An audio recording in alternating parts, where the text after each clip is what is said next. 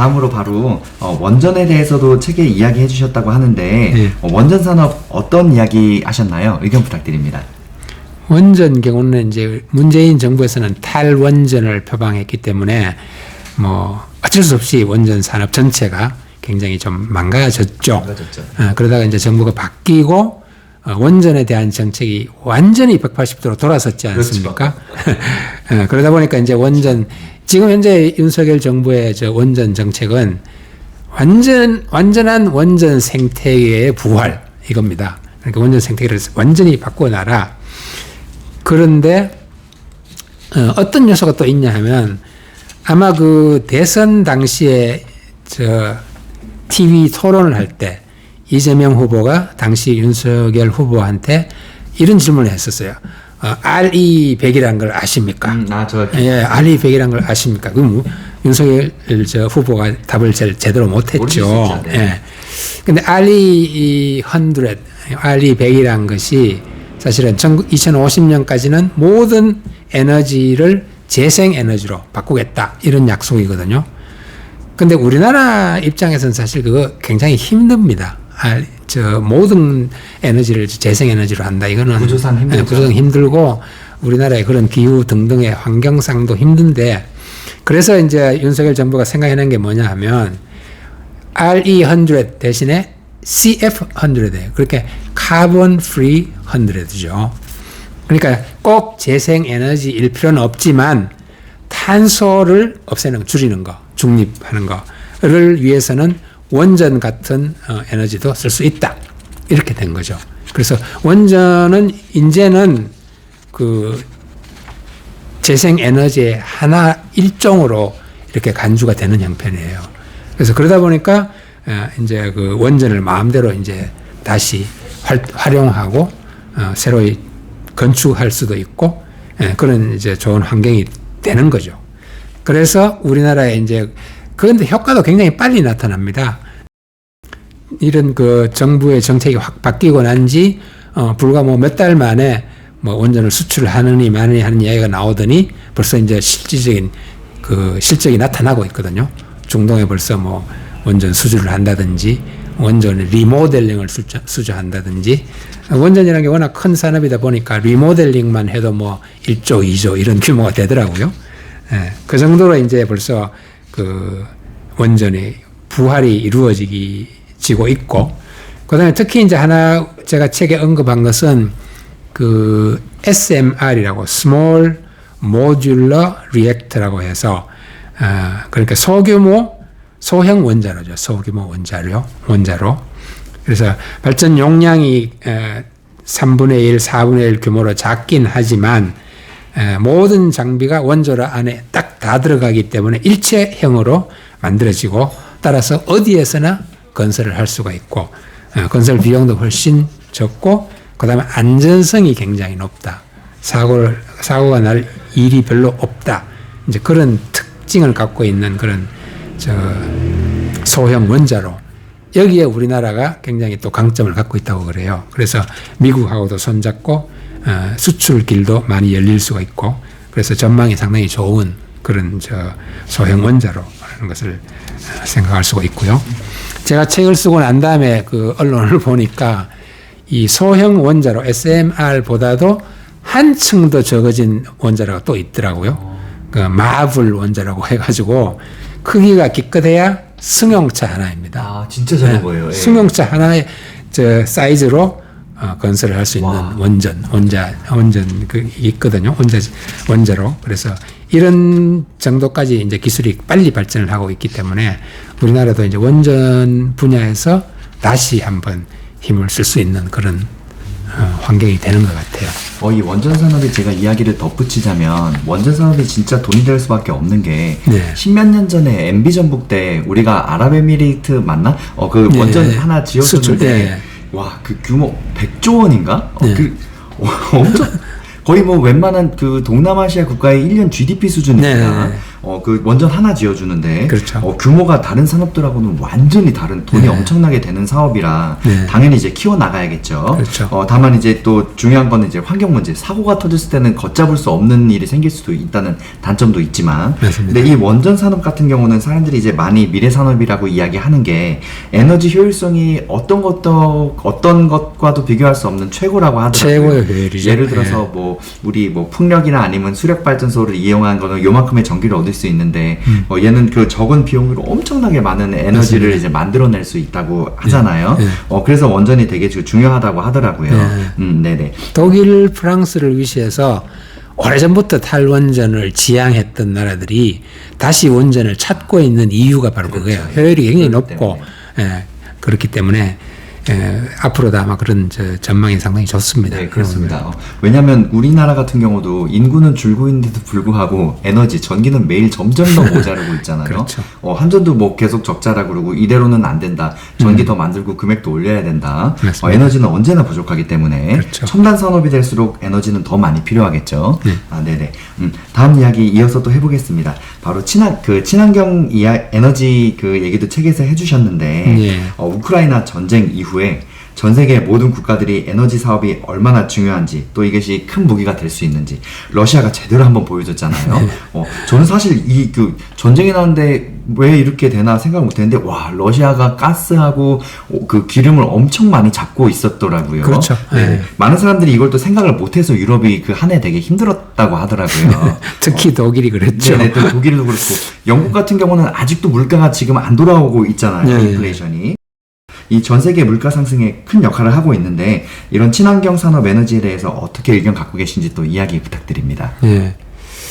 친환경 에너지는 이제 전기차 이야기할 때 말했던 것처럼 장기적으로 보면은 반드시 그 방향으로 나아가야 하는 필수적인 그런 트렌드이겠죠. 친환경 에너지.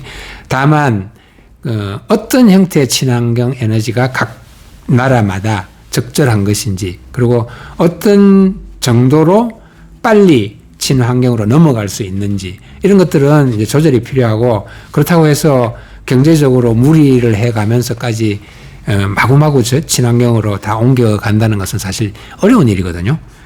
그래서 책에서 제가 이야기했던 것은 수소 에너지를 이야기를 했었고, 그 다음에 탄소 포집 저장 그런 얘기를 좀 했었고요.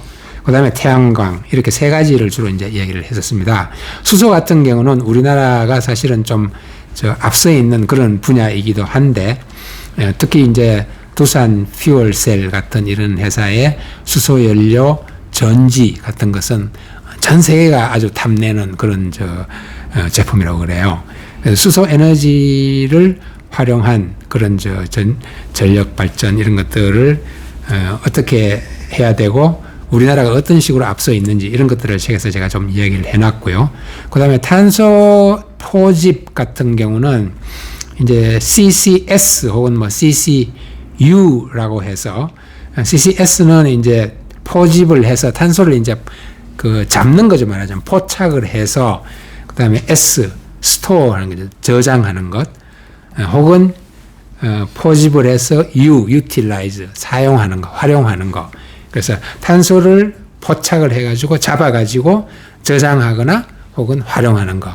그 방면이 이제 또 하나의 큰 친환경 분야의 사업인데, 우리나라도 이제 울릉도 분지에서부터 시작해서 CCS 사업을 이제 이미 착수를 하고 있고요.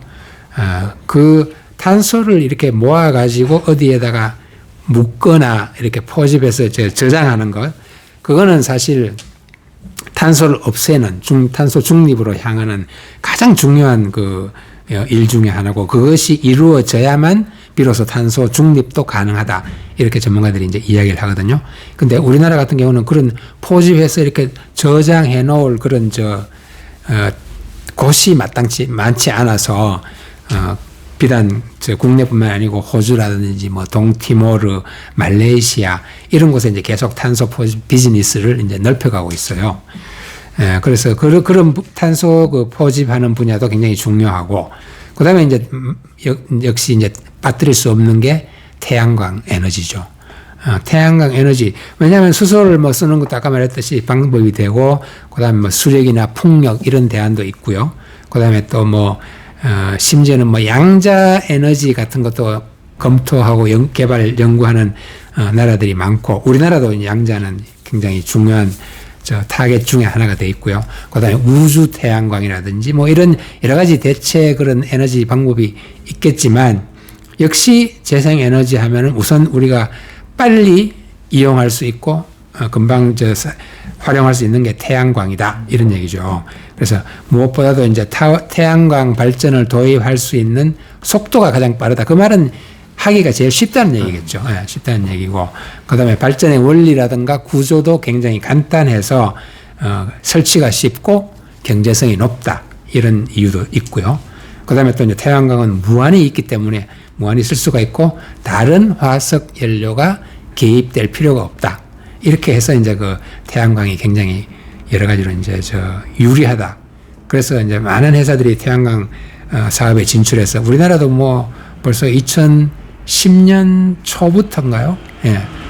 태양광 사업에 하나솔루션이 먼저 진출을 했고, 그 다음 그에 여러 회사들이 이제 지금 나와 있고, 특히 그 중요한 그 부품 중에 하나인 폴리실리콘을 생산하는 OCI 같은 회사도 상당히 이제 벌써 한 10년 이상 이런 프로젝트를 진행해가지고 영업 이익을 내고 이렇게 상당히 좋은 전망을 이렇게 보여주고 있습니다. 그래서 태양광 같은 경우는 특히 하나 그 솔루션은 그 미국에서도 거의 뭐 압도적인 1위를 차지하고 있다. 뭐 그런 기사도 많이 나고 그러거든요.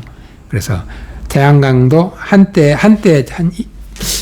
지난 한 2, 3년 전까지는 굉장히 좀 침체되어 있기도 했었어요. 그러다가 지금은 태양광 발전도 굉장히 좋은 전망을 갖고 있다. 이렇게 볼 수가 있겠습니다. 네, 사실 그 우리의 희망사항이 이런 원전이나 이런 것들 없이도 친환경만으로도 우리가 에너지를 충분히 쓰고도 남을 수가 있다면 얼마나 그렇죠. 행복하겠어요. 꿈이죠. 그렇죠? 네, 특히 태양광 같은 경우는 가만히 그냥 누워만 있으면 에너지를 받을 수 있습니다. 이제 다만 이제 에너지를 이제 그 만들어내는 능력이 많이 좀 떨어지고 효율이 말 그대로 좀 떨어지기 그렇죠. 때문에 그런 거죠. 이것도 차츰 기술 개발에 따라서 발전이 되겠죠. 그리고 아까 수소 얘기해 주셨는데 한국이 이런 수소 산업이 아주 독보적이라고 하더라고요. 뭐 자동차 같은 경우도 수소참 전 세계 우리나라밖에 없잖아요. 저도 이런 산업이 앞으로 잘 됐으면 좋겠는데, 친환경 같은 경우는 중요한 거는 이건 것 같아요. 에너지 효율성. 얼마나 우리가 적은 비용으로 자연의 힘을 이용해서 에너지를 잘 만들어낼 수 있고 이거를 보존할 수 있느냐. 결국은 그 싸움일 것 같습니다. 맞습니다. 네. 작가님, 정말 이제 많은 산업에 대해서 얘기해 주셨는데, 저는 사실 지금 이 이야기가 더 궁금해요. 전망이 밝은 분야가 있으면, 이제 우리는 투자자니까, 전망이 흐린 분야에 투자하면 안 될 건 아니에요. 그렇죠? 전망이 앞으로 미래에 이제 흐릴 그 전망 그 분야도 있을 텐데, 전망이 안 좋을 산업들 어떤 것들이 있을까요? 또 이야기 한번 부탁드립니다. 이제, 아까 이제 중국의 침체를 또 이야기를 했고, 그러다 보니까 이제 지금, 왜냐하면 지금 우리나라에서는 중국에 의존했던 그런 업체들이 많거든요. 특히 유통, 그 다음에 뭐 화장품, 이런 분야가 중국 의존도가 굉장히 높았습니다. 근데 중국이 계속 저런 모양새고, 그 다음에 나아질 전망도 별로 없기 때문에, 이런 화장품이라든지 유통 분야, 그리고 유통 분야는 또 소비자의 그 심리가 사실은 많이 이미 바뀌었어요. 세대가 또 MZ 세대로 넘어가면서 소비의 그 심리 자체가 바뀌어가지고 유통업이 거기에 대응을 해줘야 되는 상황입니다. 특히 여기 책에서 제가 이제 언급했던 그런 리퀴드 소비라는 거, 솔리드 소비에 대응되는 리퀴드 소비 같은 그런 추세들이 나타나면서 이 고객들의 충성도도 굉장히 낮아지고, 뭐 어떤 특별한 브랜드, 특별한 제품에 대한 그런 뭐랄까요, 그 충성도 내지는 집착 이런 것들이 굉장히 약해진 상태입니다. 그래서 꼭 필요할 때 꼭 필요한 그 물건만 싸게 사는 그런 풍조, 그런 것들이 이제 전반적으로 유통업의 그 활황을 어렵게 만들고 있는 거죠. 쉽게 말하면. 그리고 게임 산업도 그다지 전망이 안 좋게 보이는 산업 중에 하나입니다. 게임 산업을 생각하면 저는 사실 홍콩 영화를 항상 생각을 하게 돼요. 홍콩 영화라는 것이 1990년대까지에는 정말 아시아의 최고였습니다. 한국도 뭐 홍콩에서 예를 들면 1년에 한 300편 정도의 영화를 만들어내면 한 250편 정도는 한국에서 다 사갔어요. 그래서 극장에도 풀고 비디오도 풀고 했는데 그 정도로 인기를 끌다가 정말 한 해 정도? 한 해 정도만에 아주 급전직하. 반짝했죠, 그냥. 완전히 그냥 무너지는 그런 상황이 있었습니다. 근데 게임을 생각하면서 제가 홍콩 그 영화 산업을 생각하게 되는 이유가 그 홍콩 영화 산업이 무너진 이유가 보면은 굉장히 안일한 태도로 혁신도 없고 좋은 아이디어도 만들지도 않고 계속 울거먹던 것들을 계속 만들어내고 이런 이유 때문에 주로 이제 무너졌거든요. 이렇게 한국의 게임 업계도 사실은 지금 그런 쪽으로 지금 흘러가면서 무너지고 있는 게 아닌가 하는 게 걱정될 정도로 굉장히 그 구태의연한 방식에 의존하고 그런 혁신이나 개발을 좀 게을리했던 그런 업종이라고 제가 봅니다. 그래서 게임도 단기간에 돌아서기가 힘들지 않겠나 이런 생각이 드는 산업이고, 그다음에 금융업도 사실은 금융업도 전형적인 그 붙박이 산업이죠. 잘 변하지 않는, 거기도 혁신이라는 것이 별로 없고, 그래서 이자 따먹기만 하는 그런 업종이어서 금융업도 별로 썩 좋은 전망이 안 보이는 것 같고, 그 다음에 이제 전형적으로 한때 반짝했다가 지금 조용한 게 메타버스 분야입니다. 메타버스 분야인데, 메타버스는 저는 장기적으로 나쁘게 보지는 않아요. 언젠가는 이게 돌아올 것이다 라고 생각을 하는데, 여기 이제 2024년만 이야기한다면은 별로 전망이 좋아 보이지는 않는다 이렇게 생각이 들거든요. 메타버스, 가상화폐도 마찬가지고, 그런 저런 분야들은 제가 생각할 때는 좀 전망이 흐리다, 그렇게 말씀드릴 수가 있겠습니다. 네, 좋은 지적들 해주셨습니다. 저도 좀 이야기에 덧붙여서 이야기를 하자면, 홍콩 영화 이야기 해주셨는데, 당시에 정말 많이들 보셨다고 해요. 네. 저는 개인적으로 별로 잘 모르겠는데, 예를 들어서 지금에 나오는 중국이나 홍콩 영화 보면 90년대 그대로 머물러 있습니다. 네. 이제 총싸움에서 그런 의리 이야기에서 조금 현대적인 테마나 이제 CG 좀 돼 있는 정도지, 굉장히 좀 올드하고 그대로인 것 같더라고요. 그렇죠. 이 산업은 뭐냐면, 영화뿐만 아니라 모든 산업이 마찬가지인 것 같아요. 혁신과 발전. 내가 잘 나가고 있을 때 이제 만족하지 않고 새로운 것을 계속 찾아내고 끊임없이 만들어내야 되잖아요. 그 영화 같은 산업은 이제 크리에이티브 완전히 새로운 창작이 있어야 되니까 더 그 혁신과 발전에 더 많이 올인해야 되는데, 이것을 잘못하게 되면 홍콩 영화처럼 될 수 있다는 거 정말 중요한 지적이십니다. 그리고 전반적으로 세상이 굉장히 빨리 바뀌고 있어요. 그렇기 때문에 거기에 그 같은 속도로 대응하지 못하면 그냥 뒤떨어지는 그런 것이 전반적인 경향인 것 같습니다. 정말 좋은 지적 해주셨습니다. 그리고 금융업 좀 전에 이야기 해주셨는데, 사실 맞습니다. 제일 발전 가능성이 없을 수밖에 없는 게, 금융업은 다른, 예를 들어서 아까 방금 메타버스도 처졌지만 나중에 올 수 있고 새롭게 발전할 수 있는 분야인데, 금융업은 이건 어떻게 답이 없어요. 과거에 수백 년 전에 은행에 했던 일을 그대로 하는 거기 때문에, 물론 주식이나 이런 투자를 통해서 파생 상품이 더 많이 생길 수는 있겠지만, 금융업은 어차피 틀에 정말 박혀있는 산업이란 말이에요. 그리고 딱 하나, 금리에 따라서 이 수익과 이 지출이 완전히 달라지는 분야입니다. 그렇습니다. 사실 그냥 투자를 하기에도 참 어떻게 할 수가 없는 분야가 아닌가 싶어요. 이런 것들도 우리가 투자를 할 때 잘 구별해서 해야 한다는 것. 네, 알겠습니다. 와, 작가님 오늘 이야기 정말 많이 해주셨어요. 너무 감사드립니다. 네. 저희 채널은 사실 주식 투자 채널이에요. 네네. 물론 주식뿐만 아니라 재테크에 관련된 많은 이야기를 담고 싶지만 메인은 주식인데, 작가님 사실 저희가 오늘 인터뷰에서 협의된 내용은 아닌데, 제가 현장에서 바로 그냥 질문을 좀 드려보고 네네. 싶어요. 아무리 그래도 저희보다는 이거 저뿐만 아니라 이제 많이 지금 유튜브를 보시고 계시는 우리 구독자분들보다는 투자에 대해서 많이 더 공부를 하셨을 테고 그 관련 업계도 정말 월가에서도 종사를 하셨었고 나름 투자의 그 엘리트의 길을 걸어오셨잖아요. 그래서 그 작가님의 이 투자에 대한 노하우에 대한 이야기를 좀 공부를 하고 좀 들어보고 싶어요. 그래서 네. 제가 질문을 한 두 가지만 드려볼까 하는데 네네. 먼저 좀 가볍게 이야기해 주세요. 나에게 1억 원이 생긴다면 어떻게 투자 포트폴리오를 구성하실 건가요? 라고 저희가 게스트분들 오시면 다들 한 번씩 여쭤봐요. 어떤 분야의 투자를 최근에 하고 계신지 한번 정보 좀 부탁드립니다. 너무 조심스러운 질문인가요? 네, 편하게 그냥 좀 이야기해 주세요. 요즘 어떤 분야를 투자하고 계신지. 1억 원이 있으면 일단 10%는 그냥 현금으로 남겨둬요. 그죠? 제일 중요합니다. 네. 그리고 나머지 중에 상당한 부분은 아까 말씀드린 AI 의료,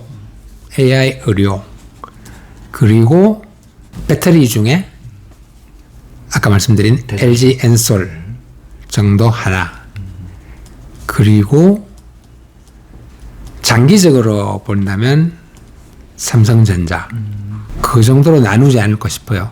근데 한 가지 이제 금액에 대해서 잠깐 이야기를 드리면 제가 이제 처음에 한 500만 원 정도로 시작했다 이렇게 말씀드렸는데 조금씩 이제 규모가 커지면서 지금은 저는 사실 한 종목에 보통은 한 가장 적을 때 한 2천만 원, 그다음에 많으면 한 5천만 원에서 뭐 7천만 원 이런 식으로 조금 규모를 크게 이제 투자를 합니다.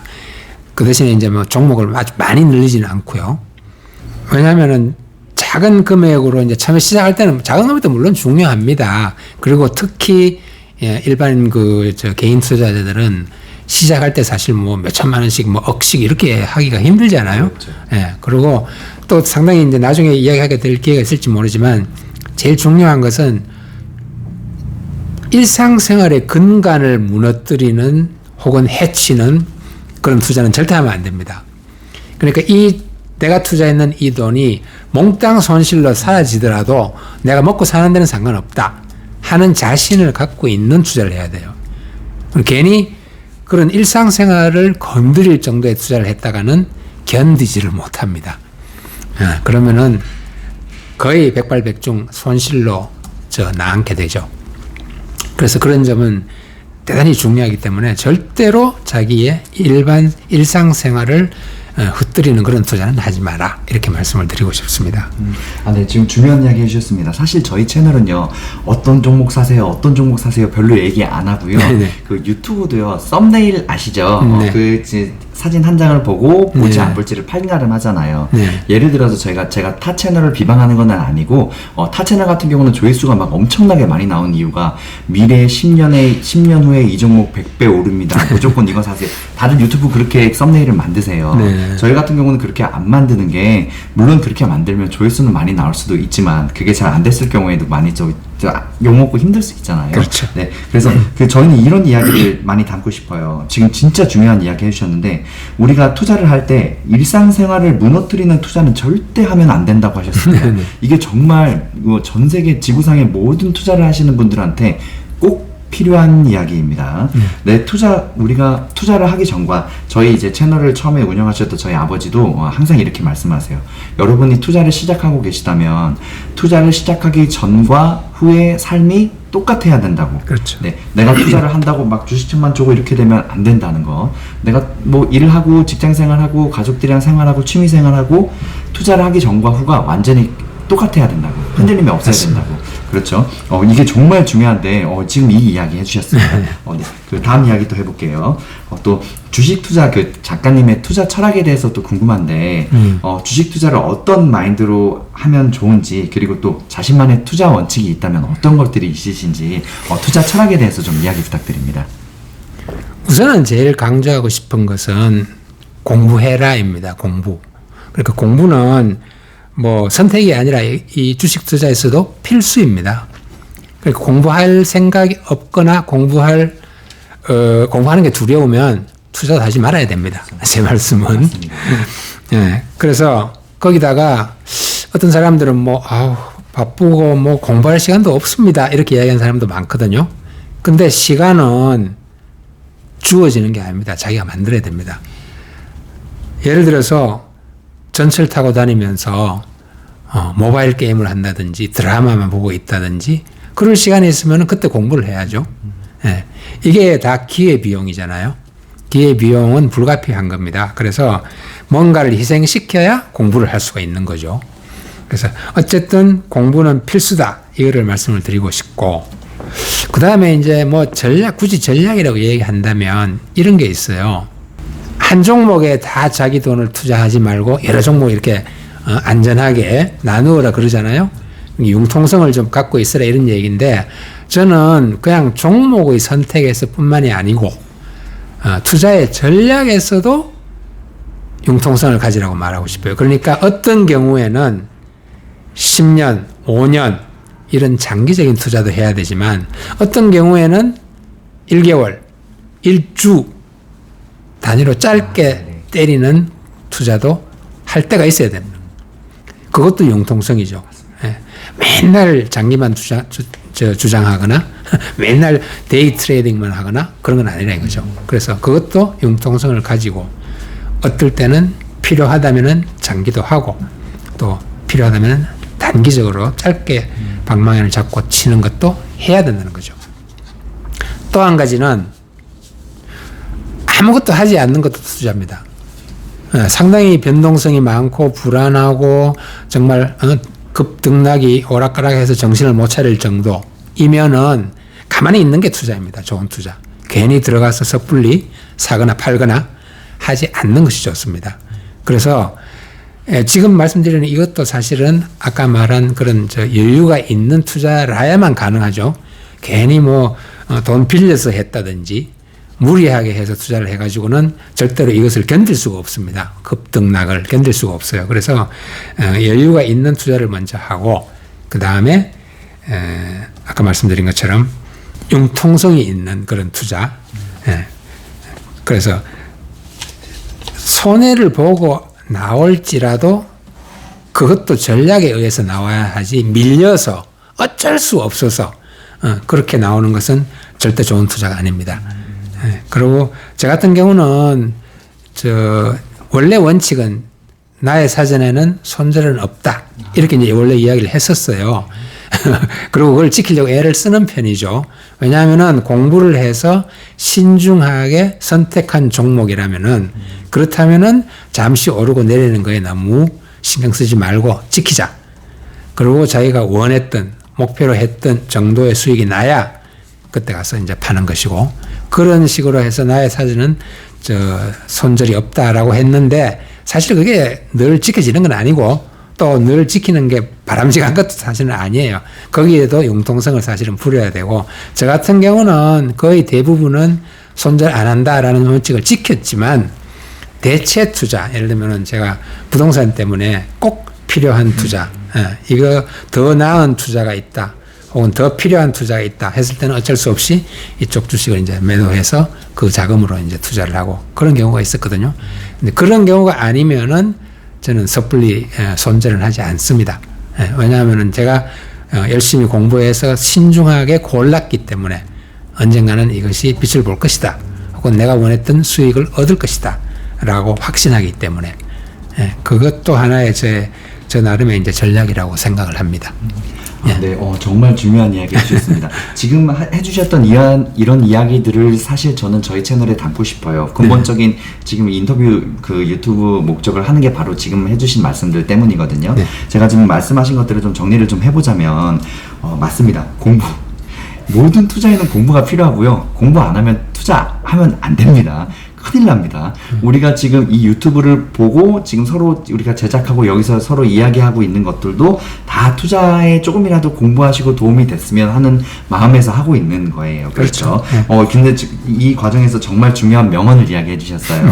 시간은 주어지는 것이 아닙니다. 만들어야 합니다. 전적으로 공감합니다. 사실 나 뭐해 오늘 시간 없어. 운동하고 살 빼야 되는데 시간 없어. 일 끝나니까 뭐하고 시간 없어. 그거 진짜 다 핑계예요. 내가 잠자는 시간 조금 줄이고 뭐 놀고 싶은 시간 조금 줄이면 우리 공부할 수 있는 시간, 자기 개발할 수 있는 시간 충분히 만들어낼 수 있거든요. 결국 시간 싸움이잖아요. 공부도. 공부뿐만 아니라 모든 우리 삶의 모든 게 다 시간 싸움이죠. 내 시간을 꼭 만들어서 공부해야 한다는 것 정말 좋은 말씀 해주셨고요. 또 하나는 분산 투자뿐만 아니라 아까 투자의 융통성 가지라고 기관에서도 무조건 장기 투자가 사실 답은 아닐 수도 있습니다. 저도 그 말 전적으로 공감합니다.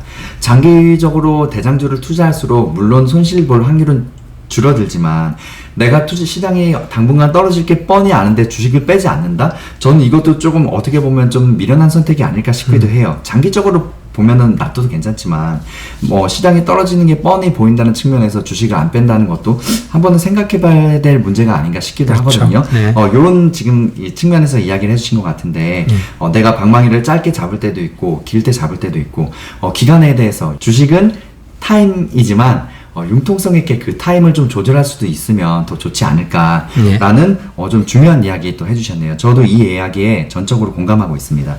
그리고 또 중요한 얘기 해주셨는데 아무것도 하지 않는 것도 투자가 될 수 있다. 그렇죠. 내가 투자를 하면서 뭐 정말 스트레스 너무 많이 받고 일상생활도 불가능해지고 손해 보느니 차라리 쉬고 그 시간에 더 마음 공부하고 또 투자에 대해서도 공부하고 여유를 갖고 또 여윳돈으로 투자하고 여윳돈을 만들기 위해서 노력하고 오히려 투자를 안 하는 것도 투자일 수 있다. 저 이 이야기 다른 유튜브에서도 정말 많이 들었습니다. 이게 진짜 중요한 말인 것 같아요. 네, 우리가 이것 때문에 스트레스를 받는다니 차라리 안 하는 게 나을 수도 있습니다. 그리고 작가님 투자 원칙에 대해서 되게 좋은 이야기 해주셨는데 내 사전에 손절은 없다. 그 되게 와닿는 말씀인데요. 내가 갖고 있는 종목에 그러니까 끝까지 믿음을 갖는 것. 근데 역으로 얘기하면 사실 이게 가장 어렵습니다. 맞습니다. 내가 예를 들어서 어떤 뭐 대장주나 아니면 중소형주를 샀는데 이 주식이 오를 것 같았는데 계속 쭉쭉쭉 떨어져. 뭐 한 반토막까지 나 있어. 이렇게 되면 그냥 이거 망할 것 같아. 왠지 더 떨어질 것 같잖아요. 반토막 났으면 진짜 저가 매수를 해야 되는데 손이 나가기가 쉽지 않습니다. 사람 심리라는 게 그렇죠. 그렇기 때문에 어려운데 이것을 끝까지 지키는 것 그게 가장 사실 쉬운 방법이기도 하지만 가장 어려운 방법이기도 한 것 같아요. 네, 지금 이거에 대한 이야기 해주셨네요. 감사합니다. 오늘 협의되지 않은 이야기인데도 해주셔가지고 작가님 이제 지금까지 얘기 많이 들어봤고요.